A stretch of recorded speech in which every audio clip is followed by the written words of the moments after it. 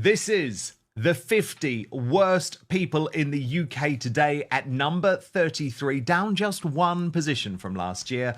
Tom Bradby, the Harry and Meghan supporting ITV News presenter. This is the man, of course, who Prince William ghosted. Tom Bradby wasn't just another royal reporter. He was in the inner circle. Imagine being the guy Prince William and Kate chose for their engagement interview. That's trust on another level. But things took a wild turn. Fast forward to the drama of Megxide. For his deranged support of the Sussexes, and he continues as their most senior British media propagandist. To the eternal shame of those managing woke ITV News, Bradby has also moved the apparently impartial bulletin to the left with constant editorialising, especially against Donald Trump. So, Alex Phillips, let's kick off with the royal connection here, because I have a real issue with this. Effectively, Prince William decided, quite rightly in my opinion, that Bradby could no longer be trusted as a friend, given he had so blatantly sided with Harry and Meghan over Megxit. And let's be honest, I think history will judge that to be the wrong decision. I think we all know now that the warnings that William and King Charles and the late Queen Elizabeth II were providing were based on actual experience with Meghan Markle, which has proven to be true. But because William decided to ghost Tom Bradby, and William is a tough guy, you know, when he decides you're out, you're out. And Bradby was out because William felt so betrayed.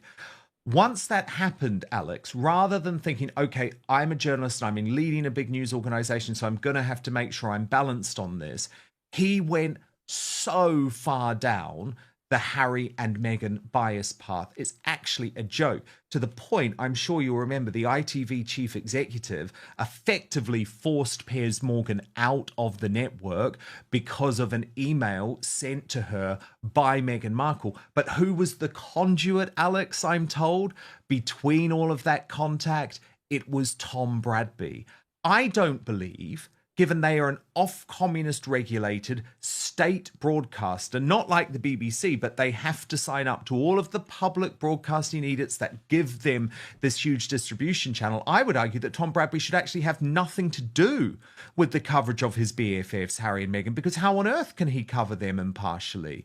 But instead, remember, he did that interview with Prince Harry about Spare, when Harry literally came on television and said, oh, no, we never said that there was a racist within the royal family. And any journalist, Alex Phillips, would have said, you literally said that. And Tom Bradby just sort of nodded along. And suddenly Bradby's loyalty got murky. His 2019 documentary with Harry and Meghan, way too sympathetic for some. Critics say Bradby crossed the line from reporting to defending, and not everyone was buying it. Well, again, it comes down to the left wing getting away with things, because the words coming out of Harry and Meghan's mouth were she's been victimised because she's black. It has to be true. It can't be false. It has to be treated with kid gloves. It has to be believed in first utterance. They have to be venerated for their courage in saying it. If Prince Harry had turned around and said something completely different, then there'd have been all hell break loose, a load of nonsense thrown at them. Do you remember when Prince Harry sort of, dressed up in a Nazi uniform? But as long as what you're saying is racism is real and dangerous and I'm here to fight it, and you can roll that out to any ism that you like, as long as you're an ismiter and a huge champion of the isms, you'll just be taken at face value and lauded for your courage. And so, Bradby knows which way the wind blows. He's made this special relationship with that couple, giving him unique access.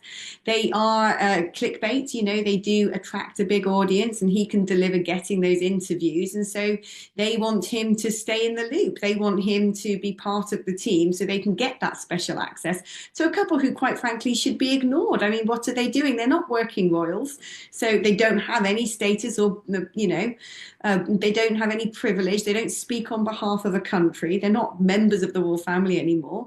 They're just two has-beens knocking about in a big mansion in California, desperately trying to grift and make money from, talking about woke topics. They shouldn't really be given the time of day after the things they've said, which have been proven to be utterly false. And yet, they are still venerated by some sections, even though they're broadly very dispopular now, because they're seen to be the people, pushing back because they're the progressive leftists.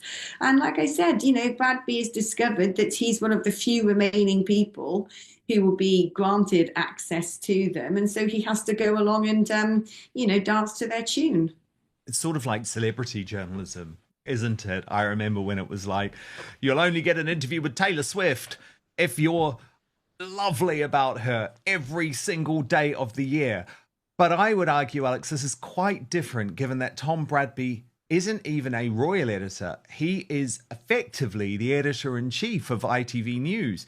He sits at that table every night and editorializes quite blatantly, actually, which again, he is allowed to get away with because he's on the left. For example, we've seen all of his negativity about Donald Trump over the past few years. And I just feel like he should have to be honest about the very, very close friendship he has with Prince Harry and Meghan when he is covering stories connected to them.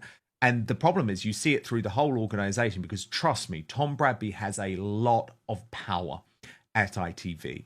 I can tell you he was instrumental in my decision to end up leaving ITV. Some folk might remember I actually spent 10 years. It's crazy to think about it now, given how woke they've become. But I spent 10 years on the ITV breakfast sofa, working specifically on the Lorraine Kelly show, where I would cover the royal family. And my coverage of Harry and Meghan was just honest, right? It actually wasn't particularly negative. I just reported the truth of what was going on, because this is all of the time, Alex, of the wedding and then the fallout, right? But because Piers Morgan was on Good Morning Britain and Tom Bradby couldn't stand it, he couldn't stand the fact that Piers Morgan was calling out their negativity, he then tried to silence me. And so I guess what I'm saying is that you've got a very powerful guy who throws his weight around at ITV. And I just wish that he was forced to be honest, because I don't think he does an honest job reporting on them. Behind the palace walls, Prince William wasn't impressed. Word is he felt betrayed. The once solid friendship gone. No texts, no calls, just silence. Now, was it personal, professional, or a bit of both? Right, yeah. I mean, it does seem that he is incredibly compromised. But like I said, these people, left-wingism is built upon bullying, really. It's built upon a keeping up with the Joneses. It's built upon this idea that they can intimidate and shut down other people. And they want to keep their own secure, cozy positions of prominence and their big salaries and have people lord over them and venerate them by adopting all of these false narratives, by going along with the trendy issues of the day. And it's funny, isn't it, when it comes to Harry and Meghan, it's not about whether you like them as a couple or dislike them as a couple. It depends what side of that divide you come down on, whether you come down on sort of common sense, honesty, integrity, patriotism, and all of those things, or whether you want to be part of the nasty woke brigade who want to bully, who want to divide, who want to paint themselves as victims, and who want to manipulate. Indeed. I also do just have to say, though, Alex, it was bad form on his part. Wherever you stand on this issue, William gave Bradby the scoop of his life. Do you remember? It was the engagement interview, the only time him and Catherine, the Princess of Wales, have ever spoken about their love story, and they went into quite a lot of detail about it, actually, was that engagement interview, which was granted to Tom Bradby, gave Bradby quite a lot of his international success and fame. And so I guess what I'm saying is I understand why William felt, put the personal aside, he also felt a professional betrayal too, Alex. Yeah, indeed. And, I hear this a lot from people who are on the royal beat, who go and do coverage of the royal family. And it is a very sort of tight-knit circle. Everyone knows everyone. It's a privileged little club who have access to the royals. And personal relationships and personal friendships are built. And my understanding is Bradby knew those princes from a very, very young age. And so when the two princes fell out and Bradby very much took the side of Harry, that would have felt a bit like almost in a divorce. It would have felt like someone picking sides very personally, I'm sure. Yeah, it did. And I think it's really important that you raise what Harry has railed against, by the way. It's called the Royal Rota. And I actually despise the way the Royal Rota operates. I don't think it gives proper royal reporting. It was something that when I launched Outspoken, I was very, very clear on. I will deliver the sorts of exclusives that the Royal Rota won't, because the problem is, Alex, they become so close to the courtiers and they are so reliant on that access to royal events for their reporting that what it means is that very often they are not reporting the truth. And you know, I'm a big monarchist, right? I'm a big royalist. I still believe that stories that are in the public interest connected to the royal family should be covered. And very often you see the Royal Rota covering them up.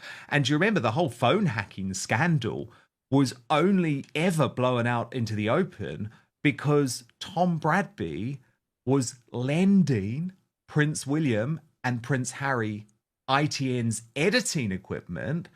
That phone call was hacked by Glenn Mulcair, the then royal editor of the News of the World, and it was published. Now, of course, it was very much in the public interest that the phone hacking story came into the public domain. I would argue, Alex, that it is highly questionable as to whether Tom Bradby should have been lending ITN's editing equipment to two princes who he claimed he was meant to be impartially covering. Do you see the point that I'm making? Oh, no, I do, but you're absolutely right. This is how the Royal Rota works. I'm sure even if he had reported it to his seniors, they'd have said, well, if it keeps you in with the princes, do it. And that is very compromised. That is how sort of, state-run media operates in deep and dark countries. Although I think a lot of the time in the higher echelons of journalism, there's a lot of mutual back scratching. Because Bradby's interviews with the Sussexes didn't just go easy. They barely pushed back. When Harry claimed he never accused the royals of racism, Bradby just nodded along. No tough questions, no challenge. At that point, was Bradby reporting the truth? Or just helping Harry and Meghan shape their narrative? It's a question that split royal watchers and probably cost Bradby his reputation with the future king. So here's where it stands. Bradby didn't just lose access. He lost his role as the trusted royal insider. Prince William drew a line, and the British media's credibility took another hit. What do you think? Was William right to cut Bradby off? Is the UK press still trustworthy when it comes to royal scandals? Drop your thoughts in the comments. And hey, if you value the truth behind royal headlines, smash that like button, subscribe, and turn on notifications. Stay sharp, stay skeptical, and I'll catch you next time.